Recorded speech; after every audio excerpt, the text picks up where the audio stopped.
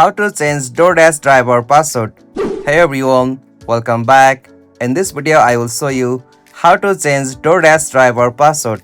So let's get started. First you have to log out of your Doordash account from the application Doordash, and after you log out, you'll have to again open the application Doordash driver on your device. Alright, after you open Doordash, to log into your ID, you'll have to tap on use email instead.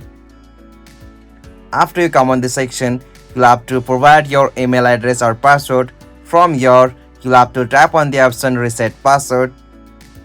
Alright, after you tap on that option, you'll have to just provide your email address that will associate it or connect it with your Doordash driver account, and after you provide email address and tap on the option reset password, it will automatically send up reset password link to your email account, and after you click on that account, you'll be able to create a new password for your Doordash driver account. So from there you can easily change Doordash driver password.